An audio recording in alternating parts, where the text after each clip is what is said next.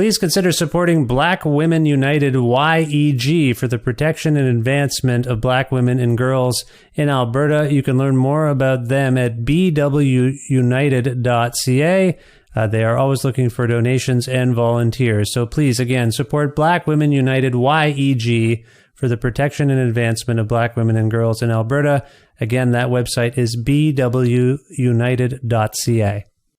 Hi, I'm Jed Bodwin, and I live in Wichita, Kansas. I am a Patreon supporter for Creative Control. I discovered Creative Control some years ago, I think maybe while looking for interviews with Tommy Stinson of The Replacements. And I stumbled across this conversation that Vish had with Tommy Stinson that was really insightful. Vish held his own. I think Tommy can be a little bit of a difficult interview at times.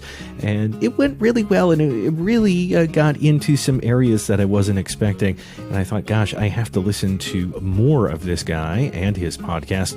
Yeah, sometimes I'm not necessarily a fan of the music or musicians that Vish will have on the show, but I always appreciate their creative process a little bit more.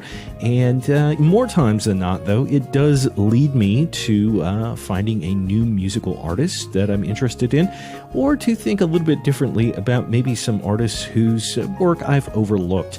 So, go ahead, and if you've been waiting at all to support Vish and Creative Control, now is probably the best time to do it. I know as a public radio employee here in Kansas, listener-supported broadcasting, whether it's podcasts or radio itself, really isn't a thing of the past. It's actually very much a thing of both the present and the future.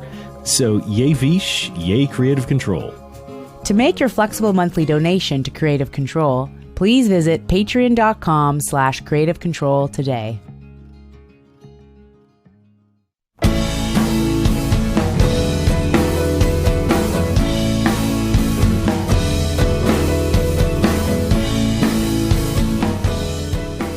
Jay Mascis is an iconic guitarist, songwriter, producer, and singer based in his hometown of Amherst, Massachusetts. In 1984, Mascis co-founded the band Dinosaur Jr. with original members Lou Barlow and Murph, and Mascis has served as the band's lead vocalist, guitarist, and on some records, their drummer ever since.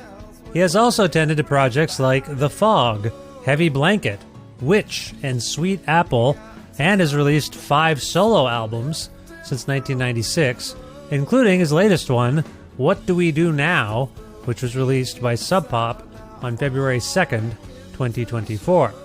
To mark the occasion, Jay and I connected for a talk about things like Dino, jamming on a Neil Young song recently with Lee Ranaldo and Kurt Vile, and other special guests like Kim Deal, who've been joining the band on stage lately, his own 1988 jam with the Pixies, and how he was invited to be in the band Nirvana by Kurt Cobain, our respective experiences in Oslo, Norway, and how people there prefer Snoop Dogg over Diddy, working with local musician and B-52's touring member Ken Mauri and Toronto's Matthew Doc Dunn on this new solo album, What Do We Do Now?, Van Morrison versus Bob Dylan, band chemistry, and bands with interchangeable members like Metallica and Ramones, why his musical heroes don't always understand him, Dino news, touring, other future plans, and much more. A part of the Entertainment One network with the support of listeners just like you who follow and subscribe to this donor-driven podcast and spread the word about it and make flexible monthly donations at patreon.com/Creative Control. That's the primary source of revenue I get for this work. We're trying to get that figure up as high as we possibly can. So if you've long listened to this show and thought about donating to the Patreon, now is the time to do it. We are also giving away monthly prize packs. There are other incentives to join. You get episodes earlier than everybody else. All sorts of things. So again, if you can, support me on Patreon today. Thank you so much. With additional support from Blackbird Music, a wonderful record store with bricks and mortar locations in Edmonton and Calgary, Alberta, and a wonderful website where you can just order records that you want, and if you can't get to those stores, they'll ship those records right to your house. Say you want a copy of What Do We Do Now by Jay Mascis. Well, head over to blackbird.ca, type in what you're looking for, and if they can get it for you, they'll get it for you and send it right to you. It's just that simple. Again, visit blackbird.ca and support independent record stores in your neck of the woods as well. Plus, in-kind support from Pizza Trocadero, The Bookshelf, and Planet Bean Coffee, respectively, in Guelph, Ontario, and Granddad's Donuts in Hamilton, Ontario, all fine independent businesses. This is episode 834 of Creative Control, featuring the lovely and talented Jay Mascis, with your host, me, Vish Khanna.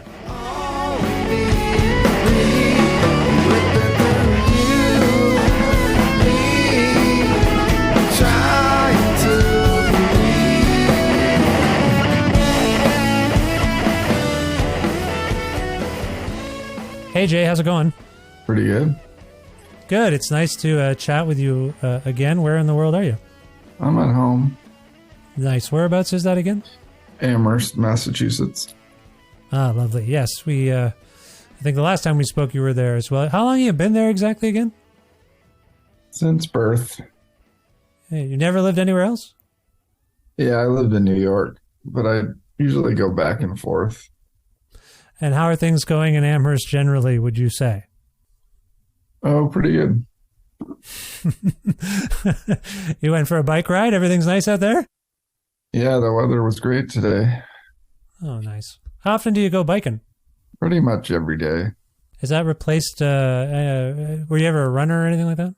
No, No, okay. So do you do it for exercise or just for fun? just for exercise. Oh, nice. Good. Well, it's great to have you on the show. This is the first time you've been on this particular show I've been making for the last 10 years. And, it's my birthday. So it's exciting to have you on my birthday. Do you want to guess how old I am based on my demeanor and age? I mean, my voice. No, I don't. No. Can't tell, right? Can't tell over the internet. No, I'm 46 today. So I Right. don't know if you have, I think you're older than me, Jay. Do you have any advice for a 46-year-old Vish? Woo! I really don't know. Just hope for the best. Appreciate that. That's great. Well, congrats on this new and lovely solo album. What Do We Do Now? Yeah, congratulations. How are you feeling about it? Oh, pretty good. Yeah, my birthday was Sunday, so. Oh, I'm sorry. That was rude of me. I didn't even think to ask if your birthday was close by mine. Happy birthday. We were both, does that make us what? What does astrology say? We're Sagittarians? Sagittarius. Do you believe in that stuff? I'll believe in anything. I don't care. Do you know what it means? What is our personality? I don't remember. Do you know what it means that we're Sagittarians? Do we have particular idiosyncrasies or? I don't know. You don't know either? Okay. Well, all this to say happy birthday. Do you want to tell me can I guess how old you are? No, let's not play this game. It's not going to be fun. Happy birthday. Happy birthday to you. That's great. Older than you, for sure. Yeah, sorry, about the record. How are you feeling about the album? Oh, great. I've just been busy playing a lot and with Dino, and so I haven't thought too much about it. And then the singles start coming out, and yeah, I watch the videos, and I like how the first video came out, and the song sounds good. Nice. As we're speaking, folks, it's not even 2024, but the album is due out February 2nd of 2024. When did you wrap up the sessions for this album? When was it done? I have no idea. Seems like a long time ago. Yeah. I only ask, I don't need specific dates or anything, but you sound a little, you're sounding like you have to reconnect with it a little bit. That's all. Is that a fair way of putting it? Yeah, I recorded it during COVID, and I feel like it's been done for a while. So, so you have to reacquaint yourself with it a little bit. Yeah, a little bit. Yeah. By the way, you mentioned Dino there, and a recent guest on the show, Kurt Vile, and it was great. We had a really lovely talk. But subsequent to that, I see all these clips on the internet of Kurt on stage with you, and at least Lee Ranaldo, and I may be forgetting someone, doing a Neil Young song in, was it New York? Am I right about all of this? Is this correct? Yeah. Correct. Am I missing someone? Yeah, my guitar tech Jake was playing also. Okay, there you go. So can you just tell us about how that came about? I'm just curious. Oh, well, we were playing the Where You Been album, which Lou wasn't even on, and so we learned it. And a lot of the songs me and Murph hadn't even ever played because we just recorded them and then never played them live or anything. And Yeah. so it was kind of hard to learn the album. Lou and the old bass player Mike Johnson's bass styles are a lot different, and so we did definitely practice for a while trying to learn it. And then we just asked guests to come and jam, afterwards. Like we'd play the album and then try to get some people to come jam with us. We did 4 shows in London and 7 in New York so far. Wow. Okay. And so there's always a kind of guest jam, is what you're saying? Yeah. Yeah. So who else has participated that we might know? The last day we had Captain Kirk from The Roots. Oh, yes. And Kip from TV on the Radio. We had Jason Isbell, Kim Deal. Oh, nice. In England, we had Kevin Shields and Bernard Butler. And who else did we have? I'm sure I'm forgetting a lot of people. Warren Haynes we have. Oh, nice. Nice. By the way, I don't mean to put you on the spot with this memory jogging. I was just curious because it sounds like it's fun. It must be fun for people to see you playing with all these guest stars. Yeah, sometimes it really stretches out our abilities. Like, oh, I didn't know we could play this kind of music, and it sounds okay. And sometimes things that seem simple are like the hardest things, like playing a Breeder song that just seems like it's one note over and over again. Suddenly my hand cramped up like and solid into a rock. I'm like, I couldn't move it. I was like, ah. Oh, no. Because I guess I never played that whatever style. It's just like repetitive with my pinky. So seemingly something really easy turned out to be the hardest thing to play. Was the song I assume you did the Breeder song with Kim Deal, who you alluded to. Was the song Divine Hammer, a.k.a. Divine Mascis? Just Divine Hammer. She sang, yeah. Okay, you didn't sing. I'm sorry, I'm making a slight joke, but for those people who have heard the recent episode I did with Kelly Deal and Josephine Wiggs, Jay, you may not be aware of this. We talked about you quite a bit and your contribution to their that song, Divine Hammer. What do you recall about, they told me their version of the story, but what do you recall about being asked to contribute to a Breeders album, getting the track, and then what you opted to do? Can you sort of tell that story real quick? I don't know anything about it. I just heard the song and I'm just like, oh, I must have done that when I was producing them, but it sounds like I made up all the lyrics and I don't remember anything about it. Okay. You have no sense memory of this at all. Oh, interesting. Okay. I remember singing on another song and we made it like a duet between me and Kim. Oh, right. You Love Me Now, or don't remember. Because, yeah, all the words are different, too. Like, I must have just made it up as it was going along. Maybe it was just to test the mic. I have no idea. Interesting. Can I tell you what they said real quick? All right. So what Josephine, by the way, has no memory of it, really. What Kelly... there. Yeah. So what Kelly recalled was they had that song, Divine Hammer, and they thought it needed some really hot shit guitar. So if I recall correctly, they might have put a reel-to-reel in the mail for you. And by her recollection, you received it, listened to it, potentially misunderstood the assignment, and instead decided to put vocals on it instead of guitar. Does any of this ring true? No. I think it's probably more my recollection than that. Okay. You think she might? It was probably just like testing a microphone or something. Okay, well, I thought either one could be true, but I don't recall that at all. It was a charming story, if I might say. Yeah. Yeah. Maybe it's true. I have no idea. So for those seeking further context, this was all to celebrate the recent 30th anniversary pressing of Last Splash. So this version of that song with Jay singing lead is on that. And that just came out a few months ago. Jay, did you happen to listen to that recently? I haven't. I'd like to get a copy. I think maybe the other song, the duet one I did with her, might be on that too. Yeah. Because that actually came out as a B-side or something. Okay. Well, I'm just suggesting there have been some... Your name has come up a couple of times and with other guests. So it's just nice to finally have the real deal here. And again, I want to congratulate you on What Do We Do Now? This is a solo record that sounds like a full band record. How did sessions for this? And you mentioned that you started it during the pandemic. Let's start with not with the songwriting per se, but with the idea of you making a solo record that sounds pretty fleshed out. Can you talk a little bit about where this sort of came from? I just wanted to mention one more thing about Kim Deal.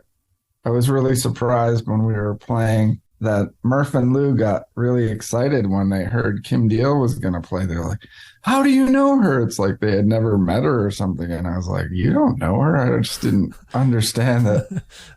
They were really starstruck and like, that was the only person. They were like kind of freaked out and really wanted to play well. And it's like, I was kind of baffled that somehow they had never come across her or something because I've known her so long. Yeah, that's interesting in itself. Especially I knew the exact date when I met her because it's on YouTube. There's a clip of me playing with the Pixies, just an audio clip at a party in 1988.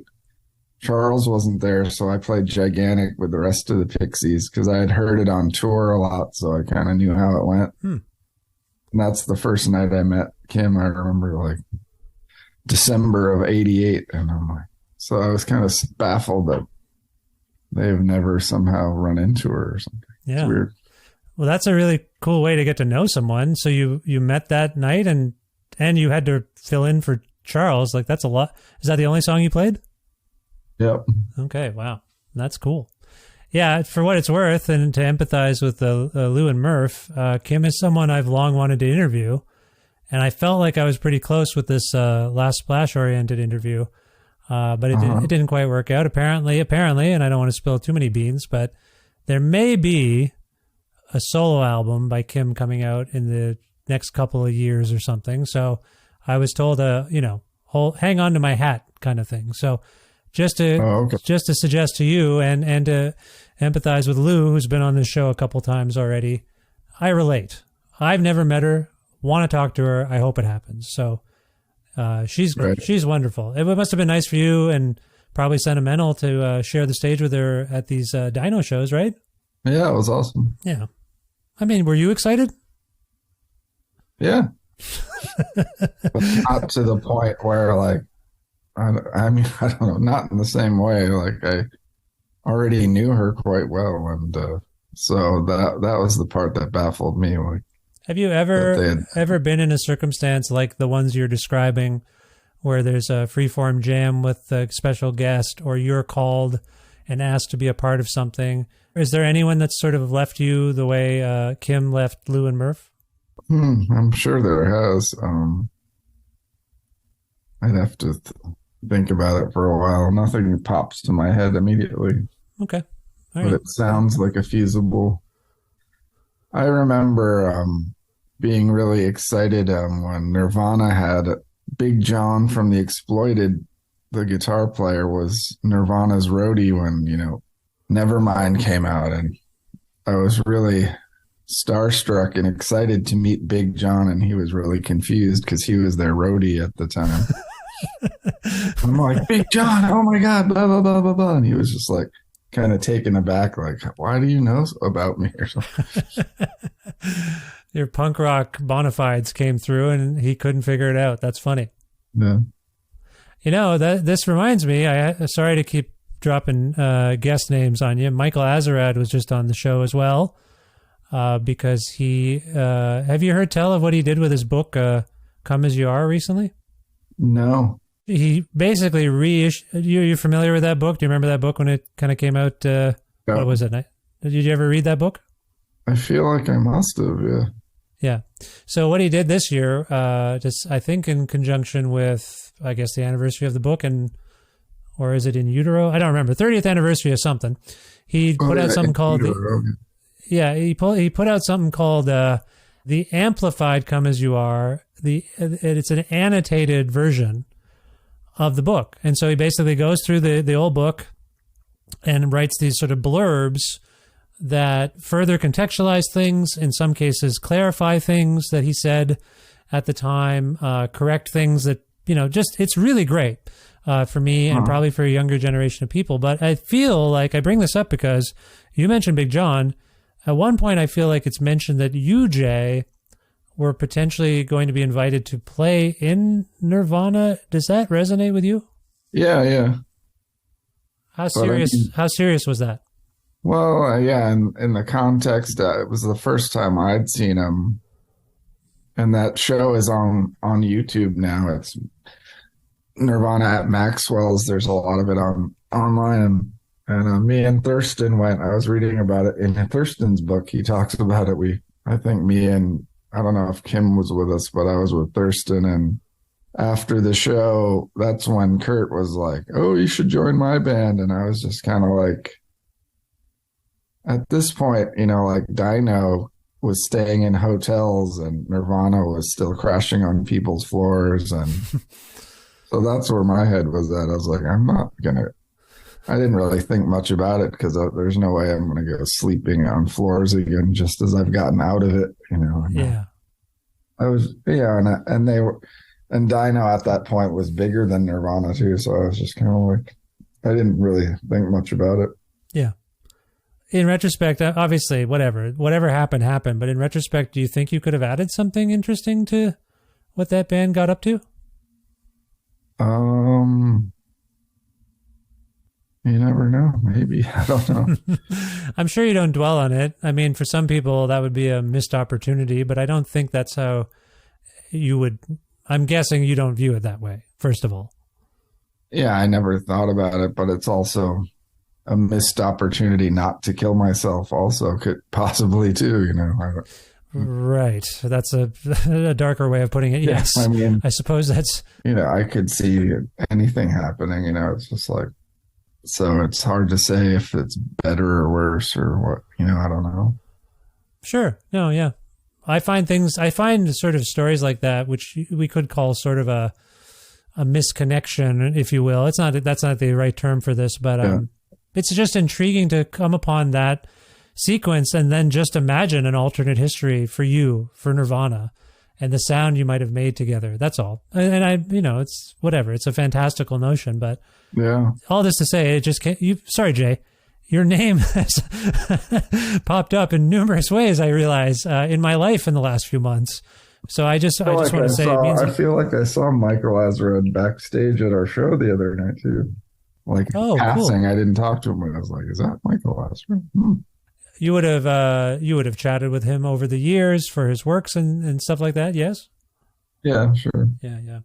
He's a good man. I value the fact that he's. We actually met in Oslo, Norway, of all places.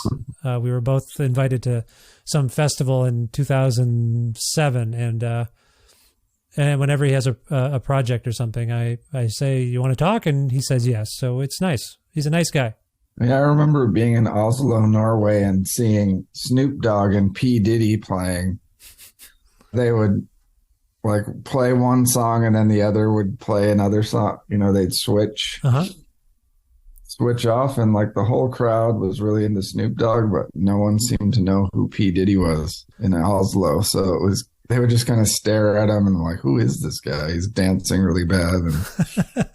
And Snoop would come on and everyone would be psyched again. So that was pretty funny. Yeah.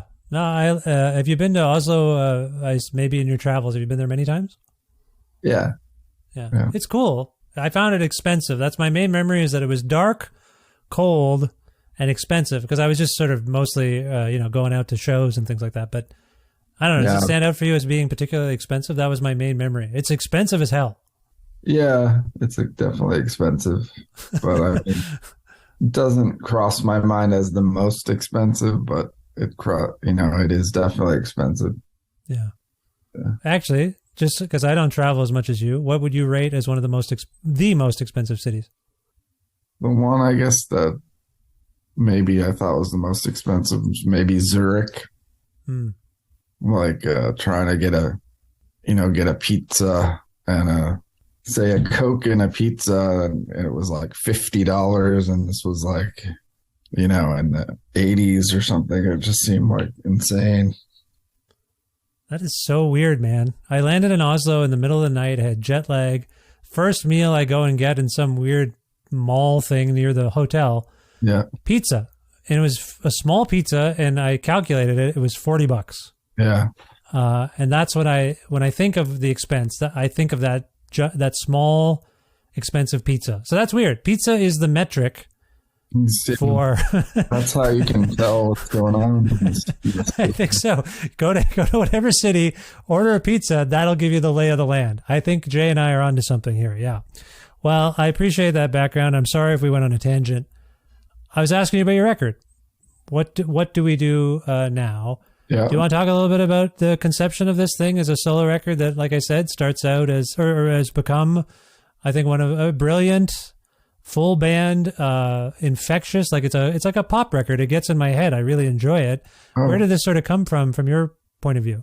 Well, I start out usually the solo albums thinking about playing it alone, acoustic, and then I just wanted to play drums, and then I was like, the first few albums I'd try to play solos on acoustic guitar to keep it acoustic, but then I was sick of it. So I just decided to play solos on electric. So it ended up, and then my friend was playing piano on it. So I ended up acoustic guitar and piano and drums on most of the songs, and bass.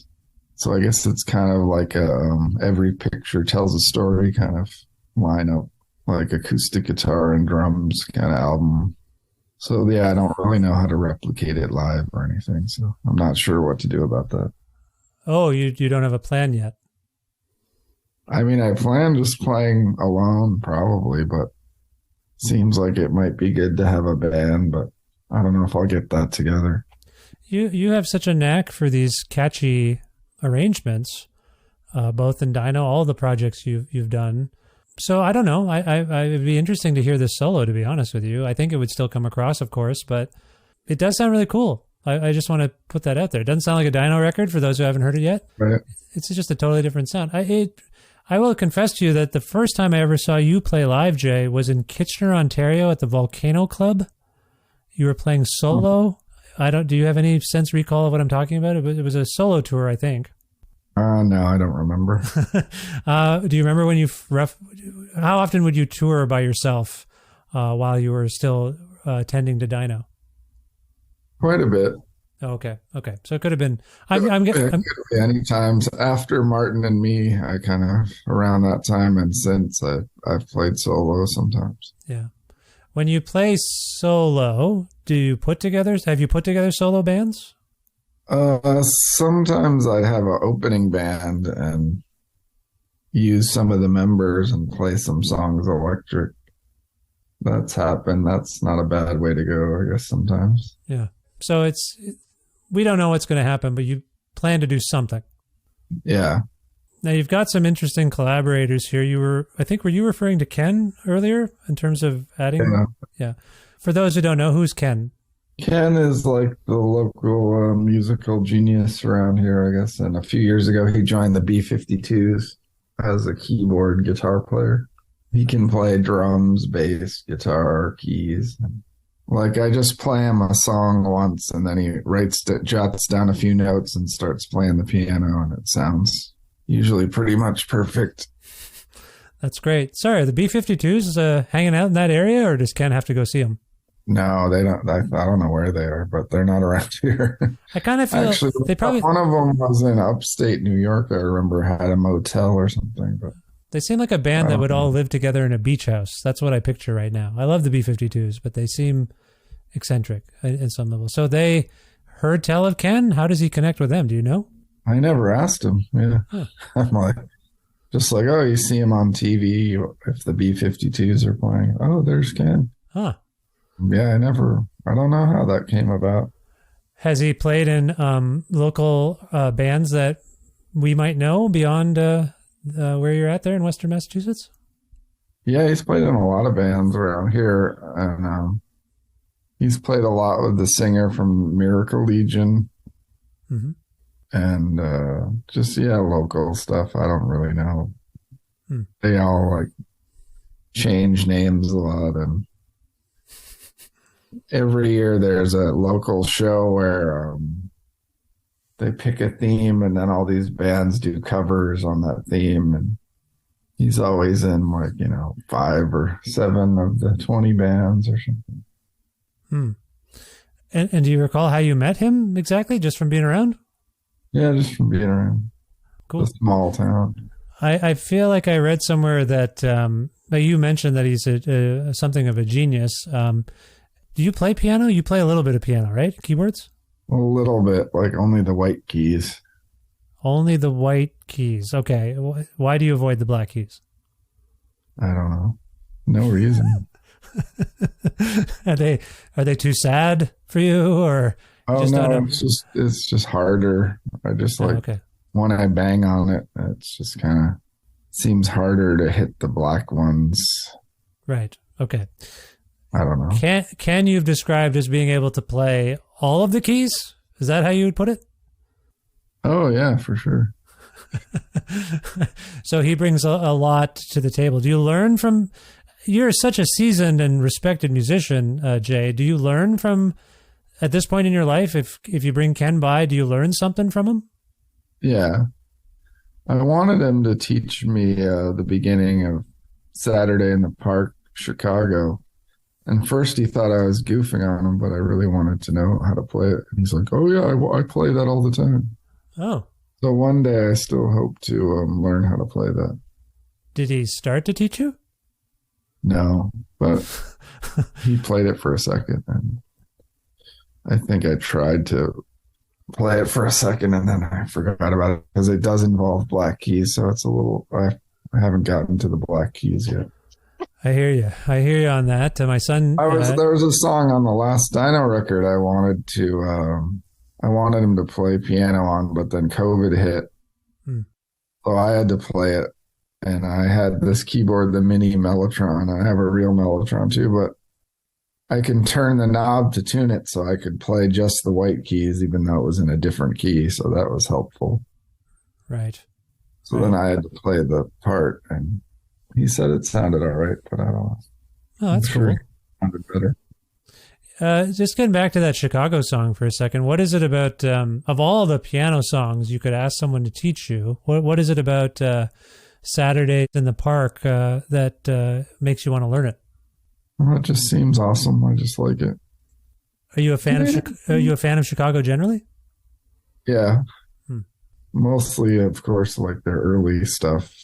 Yeah, people don't seem to realize that, Chicago was a pretty rockin' kind of blues band, I guess, sort of like Fleetwood Mac in their early days. Their first few records are pretty rockin', and guitar playing is really good. Like Hendrix, that was his favorite guitar player, the guy from Chicago. Yeah, they had a lot of credibility, and then Fleetwood Mac, I think, because they got so big and ubiquitous, people kind of write them off. Is that a fair way of looking at it? Yeah, and then, they just kind of went schlocky kind of too. Their music got not so great. Yeah. I grew up in the 80s pretty much. I grew up in the 80s and the 90s. I was born in 77. It's my birthday, as I mentioned, I think.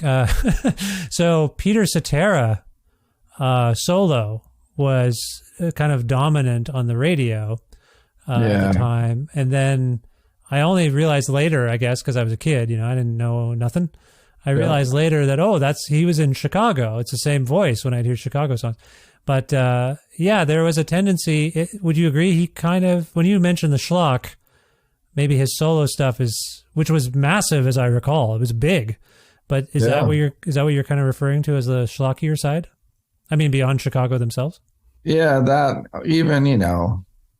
even Saturday in the Park's borderline, that's when they're already starting to get schlocky in I think the early 70s, they started their descent into kind of to make people, not realize that they were good at one point, kind of their journey to commercial success and leaving behind the rocking kind of aspect of it.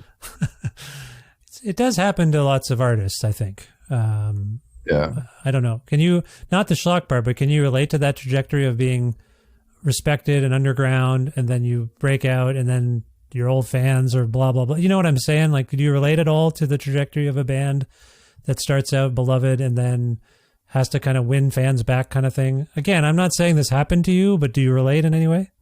Oh, yeah, that happens. Yeah. All the time. I mean, that happened already after we did our first album. I had that from people on our second album who thought now we suck and you guys were better before, and why do you sound like Husker Du now and your other album sounds better? I mean, so that's happened, pretty much from the beginning, and I understand it too. I do the same thing with bands too. Suddenly I just don't like them anymore. They'll do something, and like I saw Metallica with the first tour with Jason Newsted, and I had seen him before with Cliff Burton, and then I saw him with Jason Newsted, and I was just like, that's it. I'm not listening to that anymore. Was it Jason's fault? Was it his fault? Well, I guess it is his fault. It's sad to say, but he's the one who joined the band, so I guess it is his fault. But is that, sometimes I get like this too. Like, I want to see the original. I like band chemistry. And so when people leave a band and the band continues, again, you can probably relate to this too. People measure you up against the old chemistry, not only the songs. They miss the old gang, the way you work together. And then when you reunite, if you're able to, if you have the good fortune that everyone's around and they can do it, the old excitement seems to come back for the old audience that you used to have, maybe, or still have. And then the new audience is like, oh my God, I'm seeing the original version of the band again. It's great. I don't know. Yeah. That's a thing. Would you agree? That's a thing. Is that about the chemistry? Is that about where the band is at in their trajectory? I feel like it's a bunch of things happening at once, but certainly. I think it's the chemistry. It's like you like the band and the sound of the band. And then when you take a part out, then it's not the same. So it's up to you whether you still like it or not, I guess, at that point. As someone who has played the drums for many years and has been a drummer in bands, I have a bias to thinking the drumming can be one of the biggest factors. Maybe not, some would probably say lead singer is up there too. But a different drummer, well, you're a drummer too, Jay. What do you think? Is the drumming, is that going to tilt or rather, put things off balance the most in a band chemistry situation? Anything could, but yeah, the drums is crucial for sure. Yeah. Now did you play all the drums on this record? Yeah. Now I marvel at this still, and I know it's pretty simple. Are you someone who puts the drums down first and then layers everything on top? In the past, yeah, that's how I would usually do it. Yeah. But now I think only on one song I did that, and then the rest of them I did the guitar first. Just for the people listening, what is the rationale between the two approaches? I will basically say that you would put the drums down first because that's the timing, and you want to make sure all the other things align with that. But now you have the experience of doing the opposite. Is what I said accurate on the whole? That's why you put the drums down first? Well, you put the drums down first because it's almost impossible to play drums after the fact. So unless you have a click track. Right. And otherwise it's quite hard to play drums to someone just playing a song on guitar or something. I mean, you've heard of that happening, like Astral Weeks or something. There's some great albums like that, but it's definitely difficult.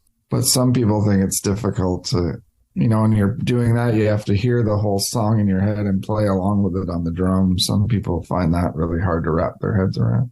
It's so weird that Astro Weeks just came up because I was having a text exchange with my friends Mick and Colin today. Out of the blue, Mick's like, Vish, who had more rated 10 albums, Bob Dylan or Van Morrison? And I quickly wrote back Dylan. And then that started a little debate. The other friend thought it was Van Morrison. You want to weigh in here, Jay? I would say Dylan. I mean, what Van Morrison only has Astral Weeks. Really, that's a 5-star or whatever. Yeah, 10 or a 5-star. Yeah, that's he has amazing songs, but he never really had another album that was that solid. What about Moondance? Yeah, no.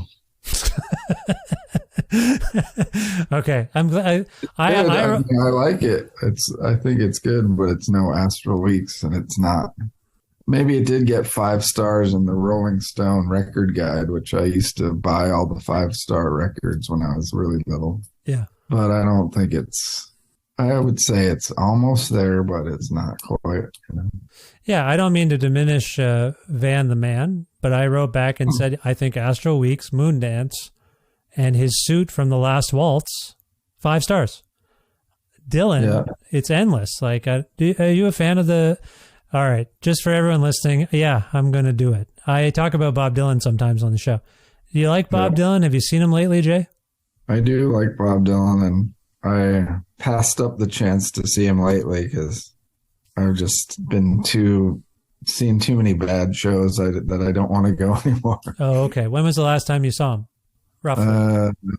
Roughly in the 2000s. The Raconteurs were opening for him. Oh, okay. And that was really bad. I didn't recognize one song. Okay. And he had this organ that seemed more like a walker than an organ. It just seemed like he was holding himself up with it. And he'd play it a lot, and it sounded like a hockey rink kind of organ. But I don't know what he was playing, but I didn't recognize one song. I know quite a few Dylan songs, but I don't know what he was doing. I see. I just saw him 3 times this past fall. I heard he was good. He just played in our town the other day. Yeah, that's right. As we're speaking, that tour would have wrapped up somewhere around your area there, and I thought they were great. I flew home to Ontario to see him from where I live now in Alberta, and I saw him twice at Massey Hall, and then I also saw him before that once in Rochester, New York, and it was very meaningful to me. And I won't go on and on about it since you didn't get to see him, and it's not the real topic of conversation, but I will say I appreciate that you agree with me. Dylan had more 5 or 10-star, 10-star? I don't know why he said 10. 5-star records than Van Morrison. So we've settled that debate. Speaking of Toronto and Canada, I noticed in the credits here, one of your contributors, Matthew Doc Dunn, who again, not to name check or drop names, also been on this show. How did you connect? How did you connect with Matthew Doc Dunn? He used to hang out here a lot because he would play with Matt Valentine, a local musician, and so I jam with him sometimes with Matt Valentine, and that's where I met him. And so how do you go from? You seem like a very open and generous fellow there, Jay. How do you go from jamming with a guy every once in a while to like, hey, come on and play on my album? I just really like his albums and his sound. So, I think I got him to get a single on Sub Pop. And I don't know. I think more people should listen to him, I guess. Very prolific. He's hard to keep up with usually. When I went to his house to interview him in maybe 2018, I think it was, I couldn't. He was so nice and generous. He's like, "Here, take some records that I made," and I feel like he gave me like 10 records. It was a lot of records, and I was like, "I don't know all these records. How do you do this?" And so he's just very prolific. Did working with Ken or Matthew impact you as a songwriter? Not like a lyricist, but did they contribute things that made you alter arrangements or alter songs in any particular way, or were they simply brought in to augment what you'd already laid down? I don't know. Just augment, really. Just kind of like, here's the song, see if you can add anything. But the piano, I just kind of liked it and just kept adding it to all the songs, I think. Kind of became the sound, the drums and piano.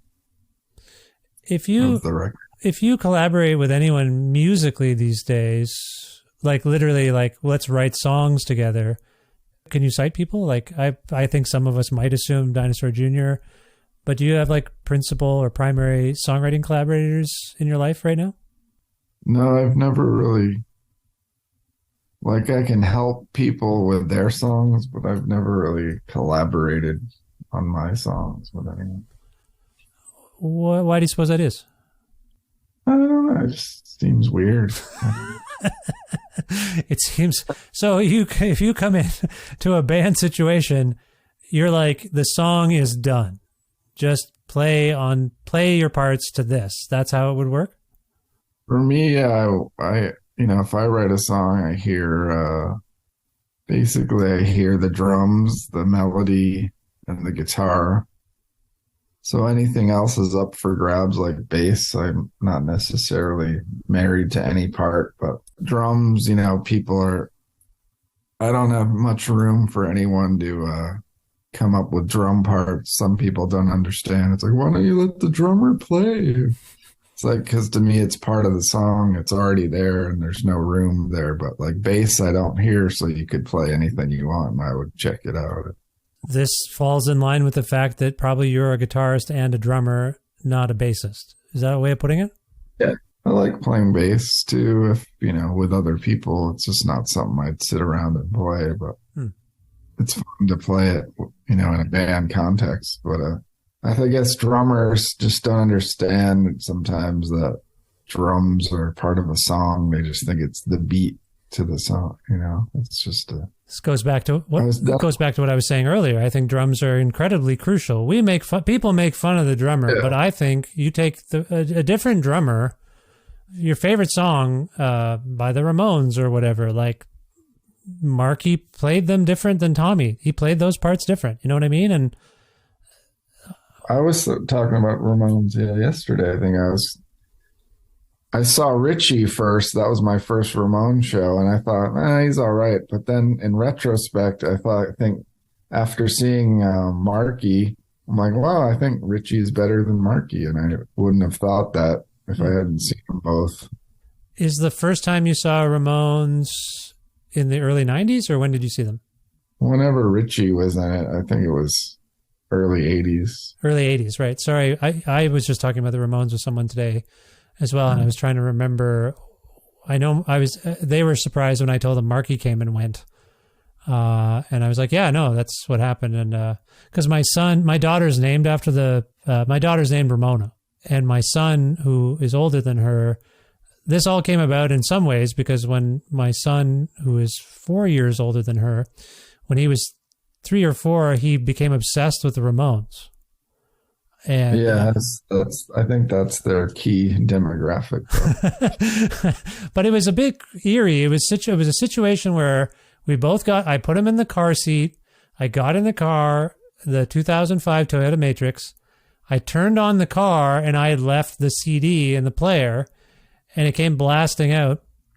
And I was like, uh-oh, I better take that out and put the Raffi back in. But my son, even then, was like, whoa, whoa, whoa.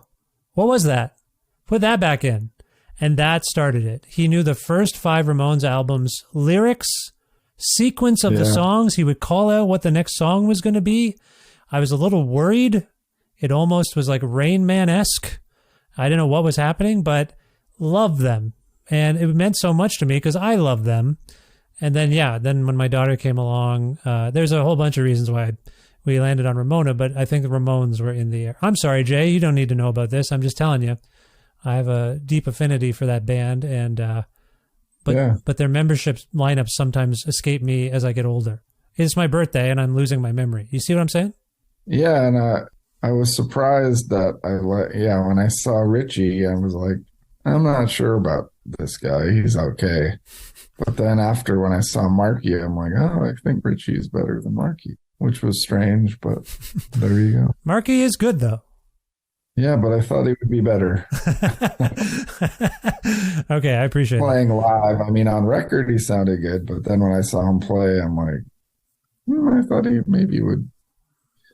I don't know. Somehow I thought he might be better. They were kind of in a bad state at that point with CJ Ramone. And, Yeah. It's hard to keep track of all the different Ramones and talk about band chemistry and people longing for old lineups. Like that's a core example of that.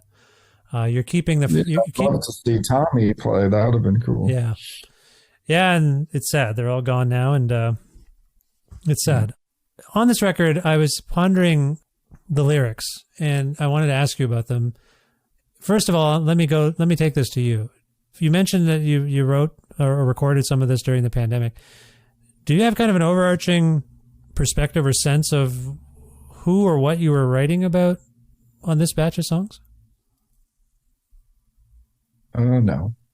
I ask because it's so much you, the use of you and I, like those pronouns in particular. I think they're on every single song. And I wonder if you have any perspective on, I know you just said no, but I'm going to repeat the question because I'm stalling and I feel like I'm onto something. Do you have a sense of who the I's and the U's are on this batch of songs? Because it seems some of it's very pointed. Some of it is, I think there's some regret in here. There's some, obviously, a curiosity and emotional stuff. Sorry, let me rephrase the question slightly in hopes that it'll jog your memory or your feelings a little bit. Do you have a sense of where these I's and U's are coming from, who they are? Are they you? Are they someone else?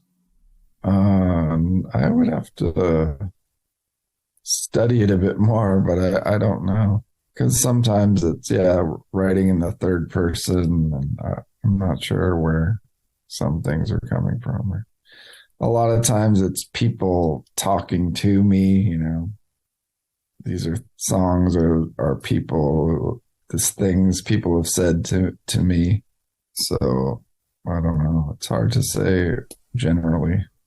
Okay, I appreciate that. Let's home in on a couple of... I don't want to... Okay, here's the thing, Jay. Correct me if I'm wrong. Not the type of guy who wants to go on and on about their own songs. Is that a fair way of putting it? Just, talking about music is, has limited... You'd much rather talk about their... song. Just, if you like it, great. If you don't like it, okay. But I can't help I appreciate this, and sometimes I wrestle with this myself. Like, feels like the fun stuff happened when we were just talking about the Ramones. And then when I asked about the songs, which I thought was respectful of our time together, they kind of shut down, my guests. I'm not just talking about you. So I wrestle with this too, but I can't help it. I've spent time with this record. I really like it. And so why don't I home in on one song and maybe we can talk about that. And that song is You Don't Understand Me. And I feel like you were just vaguely... Yeah. That one I could tell you about. Yeah, that's kind of like... whenever I've talked to old rock guys who I, like, and I get the sense they really don't understand me, where I'm coming from. Like someone I like say Pete Townsend or Brian May or something. And I just don't think they understand where I'm coming from at all. And it's really weird. And then you see someone like Dave Grohl, who seems to be friends with every old rock guy, and they seem to like Foo Fighters when you're at Pete Townsend or some old rock guy. Something about the Foo Fighters really appeals to these old rock guys, and they can talk to Dave Grohl. But then on the other hand, I met Lou Reed once, and I think I picked a good time because I'd seen him around here and there, and I'd be scared to approach him because he seemed like he could be pretty surly sometimes. But then the time that I did meet him, it was awesome because he had just seen me playing as someone, and I was playing some show where he was playing, and he's like, and he said I was a great guitar player, and he was in a really good mood that night. So it was great to meet him, not being yelling at people and stuff. Oh, wow. That's lovely. So Lou, I saw in that moment, got who I was and got me, and where I feel like a lot of older musicians don't know where I'm coming from. And it's weird. And that's kind of what that song's about, I think. I know you don't get it where I'm coming from, but I don't know. Lou was Not a good ass kisser, I guess, either, but I really appreciate a lot of older musicians and stuff, but I'm not good at, I'm not necessarily, they just think I'm weird, I think. I don't know. Do you think you're weird? I'm not weird to me personally. I don't feel weird. It's a hard question to answer. I know. I can understand, people thinking I'm weird, certainly, but to me, that's like, people say, oh, you talk so slow, and like, I would have never known that unless I did all these interviews and people tell me I talk slow. To me, I'm not talking slow, or I'm not talking. Like people say I'm quiet, but to me, I'm not quiet. I'm just like, whatever. I talk all the time. I don't know what you're talking about. But if I won't just talk, I guess I just won't talk if it's just to fill the space. If there's nothing, I don't know what it is, but yeah. I don't experience myself as not talking or talking slow, or I don't know. So it's weird. I will tell you from my perception, the way you carry yourself, the way you speak to me is you have the same presence to me as certain comedians. I'm saying this carefully because I don't want to suggest that you are a laughable person, but your dryness is so funny to me. Sorry, is this insulting? I hope I'm not insulting you. Oh no, yeah, I'm into it. Yeah, you and comedians, and I relate to comedians a lot. Yeah. I told Kelly and Josephine on that Breeders episode that hearing you sing, hearing Kelly's version of the story, first of all, is endlessly amusing. We sent a guy a song to play guitar on, and instead he sent us a lead vocal. I know we've debated already slightly if this is a true story. But then hearing your voice, I said this to them, hearing you sing this song that I'm so familiar with from its original iteration, every time it came on in the minivan when I was driving, I would chuckle. So you have a presence that I think is not weird. But it's like, I think you're funny. Do you think you're funny in your music? Like, does that come across? Yeah, I did an interview with Damien from Fucked Up and Fred Armisen yesterday or 2 days ago. Yeah. Yeah, that's what Fred was saying. He always thought I was funny when doing interviews and stuff. That's the one thing he liked about me. And he always thought my interviews were funny. Yeah. Not to ding the bell again, Damian Abraham been on this show a couple times. And notably, and for the first time, Fred Armisen was just on with Steve Albini. Oh, wow. Why were they on together? Well, Steve comes on the show once a year around this time of year. And again, as we're speaking, everyone, it's Happy New Year, but we're in December here. Steve comes on. I've made it a point of having him on just ahead of the Letters to Santa charity that his wife, Heather Winna, organizes. Are you familiar with this? It takes place in Chicago. Yeah, I played at it once. Oh, there you go. Yeah. So Steve comes on every year pretty much, and we talk about stuff, and we help spread the word, I think, about Letters to Santa. This year, he was like, you know what? I want to bring, I'll just say this, what the hell? I want to bring John Mulaney, who was performing at one of they did two events in 2023, one in Chicago, one in LA. And he says, Steve says, let's get Mulaney and Armisen in on this. And I go, great. And then Mulaney couldn't do it for scheduling reasons, but Fred, who was in England at the time, when we recorded it, he was touring around the UK. Yeah, we all got on and we did it, and it was really fun. And I think Steve's intuition was correct. He laughed on that show at Fred more than I've ever heard him laugh. And he just was in tears. I could hear tears rolling down his cheeks as he retold Fred's stories because he loves him so much. Do you have a long relationship with Fred as well? Not as long as Steve, but for a while, yeah. Yeah.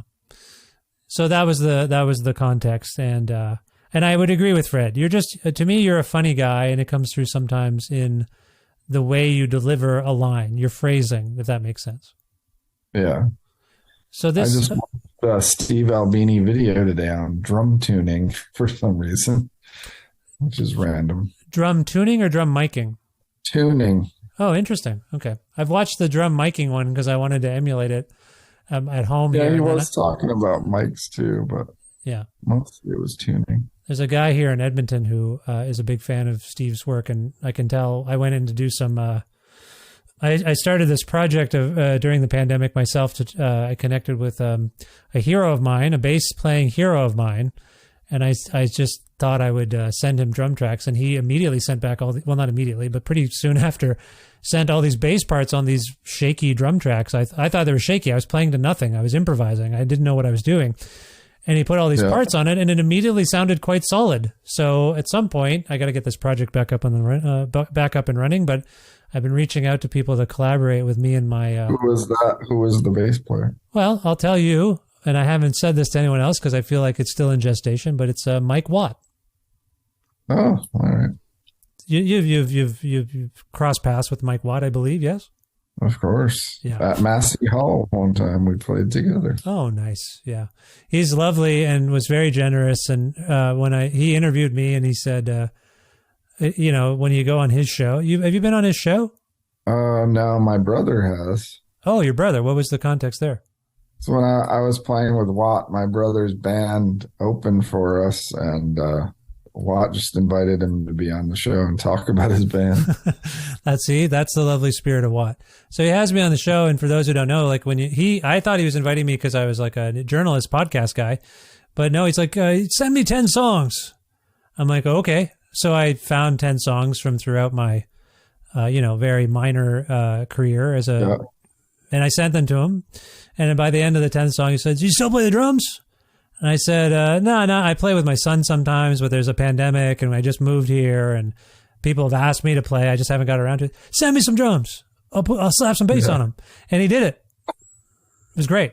Lovely. Yeah. So he's a great guy and I want to get that project going. And a bunch of people said they would put stuff on top of it. So I just haven't talked about this with anyone else, but what the hell? People often like, what was that project you alluded to? I'm like, it's not really, I want it to be something before I say what it is, But Jay, I trust you, and I shared it. So we'll see what happens. Maybe this will light a fire under my own ass here. Why were we talking about? I liked an album I did with Watt. Something Instructors. Is it Unknown Instructors? Like you played on one of his records, you mean? Yeah, it's me, Watt, and George Hurley, and then some guy doing poetry over it. I liked it. It came out pretty good. Wow. So kind of like basically a Minutemen reunion as much as there can be. That's amazing. Yeah, is it Unknown Instructors? Or I don't know what it's called. Yeah, I'm blanking on the name too. Sorry, he's hard to keep up with. He does so many projects. Yeah. Yeah. Why was I talking about this? Oh, Lou Reed. So you say Lou Reed was friendly with you, and sometimes other heroes of yours aren't.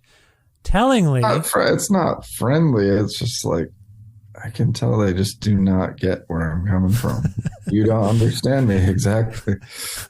It's just they just look at me. I don't know what it is, but what I want to get to. Sometimes it takes a while. I'll like keep talking, and then suddenly something will click, and they'll sort of, I don't know.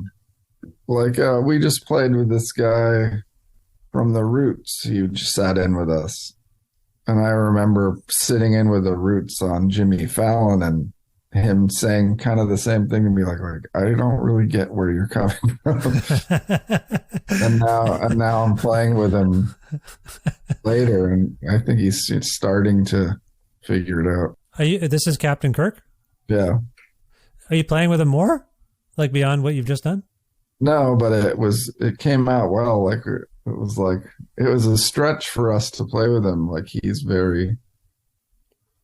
we were stretching our ability to keep up with him kind of, but then it came out. He's very good. He's very, very good. Yeah. And he's telling us like, oh, just go into Hey Joe here. Like we know any songs. We're just like, so I had to, my other friend who was opening had to show me how to play Hey Joe. So I didn't, because I don't know how to play any songs. So I just never thought about learning them. Like on drums, I can play songs because I played when I was a kid in cover bands and stuff. But yeah. I started guitar and I never thought about learning any songs. That's kind of cool. You just started playing it on your own. Didn't try to copy anyone. Yeah, I just wanted to write my own songs and have the band, but I wasn't trying to like learn Led Zeppelin songs on guitar or anything. Yeah. So Lou Reed was sort of, for those of us who know a little bit about him, he was certainly post Velvet Underground, really kind of a gear and tech head, and he really he liked technology, and he also respected virtuosity. And all I wanted to get to is, and I who knows what was going on with him that day? He was in a good mood generally, but do you think it makes a difference when a hero of yours who's also a colleague? Do you think it's easier for them to understand you if they've seen you play? Like, do they relate to you as a colleague and then want to get to know you a bit better? Yeah, that probably would help. Yeah, if they saw my band, then they could make some connections or something. Yeah, that would probably help. Have you ever been approached by a fan or someone who says, "Oh, Jay, I love you, man. I can't wait. We're going to share the stage." And then you're like, all right, settle down, sir. And then when they play, if you're impressed by them, it does create a little rapport, doesn't it? Yeah, for sure. Yeah. That's all I'm getting at. We picked one song, and I don't want to pry too much. I think there is a lot going on with yous and I's, and I assume these are pretty deeply personal songs. I know all songs are, but I feel like you're processing something, maybe the same thing throughout this record. I can't quite tell, but a lot of feeling here and a lot of pondering yourself and others when you are adopting. Sorry, is any of this actually first person, or do you feel like you're writing when you use I? Do you feel like you're talking about yourself a lot, or are you adopting character voices a lot? I don't know. It depends on the song. I'm not talking about myself probably that much. A lot of times it's like, people more yelling at me. Are there love songs here, would you say? Could be. I don't remember offhand. Right Behind You. What's that? Is that a title of a song? Yes, it is. No, I was telling you to look out. There's something right behind you there, Jay. Be careful. There's a song called Right Behind You, talking about you, me, where we thought we'd be, right behind you. Yeah. We can't believe it's me. It gets a little... Sorry, I don't mean to echo people who run India, Jay, but that's a little weird. It's like a Lynchian almost. You know where that thing kind of came from? No, I'm not sure. All right, listen, everyone. I've done my best to... no, I'm kidding. Jay, I hope this isn't trying for you to be asked about your song lyrics. I like them, and I'm curious about them, and you're on the phone with me, so who better to ask? You know what I mean? And a lot of time a line is like the whole thing. It's not like one line is just a whole thought, and it might not have anything to do with anything else in the song. It could, it's not necessarily that the song, all the lines relate to each other. And it could be just different ideas. Sometimes one line is enough to express what I was thinking of, and then I'll move on to something else in the song, There's maybe I'm dwelling too much on the fact that maybe I'm trying to find meaning in abstraction a bit too much. This song that I just referenced also has a part, when a smile exposes everything you fear, I would go inside, but you just disappear. I can't wait it out, and you can't wait to hear. Like, there's just this sensory confusion and temporal confusion, and it gets sort of meta and weird. And I think it's sort of, I don't know, feels like a lot of surrealism maybe, and I'm viewing that as reality. Does that make sense? I mean, that doesn't sound too far out when you read it back. It sounds just like two people trying to communicate. Yeah. Oh, okay. So maybe it has a lot to do with communication. You don't understand me is certainly about communication and miscommunication. Yeah. Yeah. Okay. You know what? I think people need... I don't want to sound like I'm waving the white journalistic flag here, but I'm going to let you be and suggest that people should dig into this. I hope this wasn't too arduous for you to answer vague questions about what the hell you might be singing about. No, that's fine. Nice. So Jay, I guess you don't know what you're doing in terms of playing behind this record. And it seems like something, like I said earlier, you do kind of have to reacquaint yourself with. Do you have any other future plans with Dinosaur Jr. or any of your other projects that are forthcoming as we're speaking? I have a Witch albums coming out, and I have a few Witch shows this week. That's my next thing I was thinking about. Oh, okay. And then we're doing some more Where You Been stuff. And we're going in February to Australia, do some Where You Been stuff. And then, another thing, I had some solo shows planned, but then we got this tour in the fall where they don't want me to play anywhere. Because Dinosaur has you mean yeah. Man, you radius claused yourself. I know, and it's just like, it doesn't make much sense, but I would think your intimate solo, I assume your solo shows are probably a little smaller scale than your Dino shows, like in terms of the rooms you would play. Is that a fair assessment? Yeah. So, but somehow they didn't want. That's really, most people have trouble associating even a key member of a band outside of their band name. Like, I've seen Joe Lally play in Toronto, and I'm surprised, like solo, and I love Fugazi, I love Joe Lally. You would think a lot of people would come out just to support Joe, and sometimes I've been surprised. I'm like, I thought there would be more people here. And I've come to realize from moments like that, like, people don't think of the people in a band the same way they think of the band name. It's like branding or something, you know? So, yeah, I don't know why they wouldn't want me to play, but they don't. So what are you going to do? Yeah, I'm sorry. I think you playing solo would only help the Dino shows. Doesn't that make sense? What, you're talking to me? It's not my thing. I don't know. It's not your problem. I'm sorry. All right, that's fine. Now, if people want to learn more about you, Jay, and this record and anything else, we know that it's on Sub Pop Records. Do you want you on social media or any other internet thing you want to tell people about? I don't really do much social media, but people do it on my behalf. So I guess I have all the stuff under my name and Dino. When you say people do it, do you ever do it? Do you ever engage sometimes? No. Okay. This is a choice you made. Did you when it showed up and we all started using it, were you like, nope, not for me? Yeah, to me, it felt like going to a high school reunion or something. Like, I'm not into that really. So I just kind of, I've never been to a high school reunion that's what it felt like to me. So I didn't really, it's like, I don't need to talk to all these people anyway. So I don't miss them when they're gone. And why would I want to re-engage with them now? I don't see why people think you're weird at all. This is a very normal outlook. This is what I would be like. This is what I'm like. I don't need to see all these people. I agree. So I think people are strange. Other people, not you and me. If we can go out on a song from What Do We Do Now? I know you might be foggy on some of the titles, but you can pick one song for us, Jay, if one comes to mind. That would be great. And beyond that, if you can tell us why it came to mind, I would also appreciate that. Can you do that? Well, I would think of the first song just because I always put my favorite song, I usually put first on an album. So why not listen to that one? It's got a video also. So. And just so I'm clear, because I've been having some music download library issues, you're referring to Can't Believe We're Here? Sounds right to me. I can't be 100% sure, but I'm 99% sure. Yeah, okay. I believe that's correct, and we're going to go to it now from the wonderful new Jay Mascis album, What Do We Do Now? This is Can't Believe We're Here.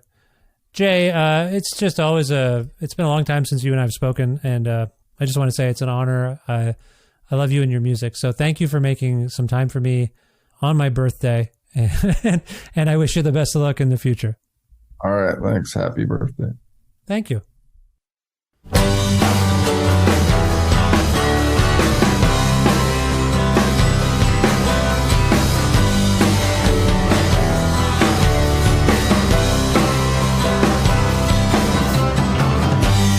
Everybody made a fuss.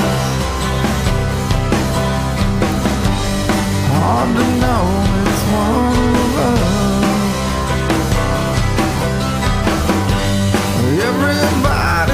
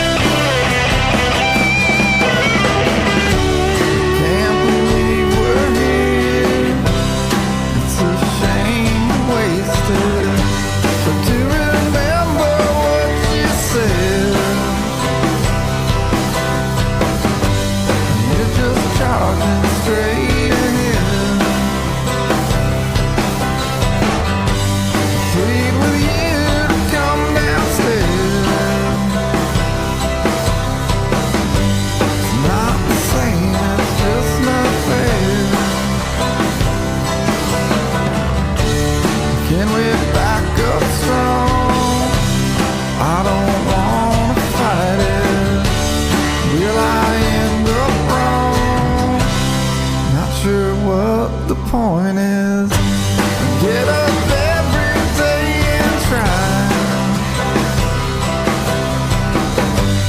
Pain won't subside. Trying to patch this hole inside. If I could tell you where I'll find.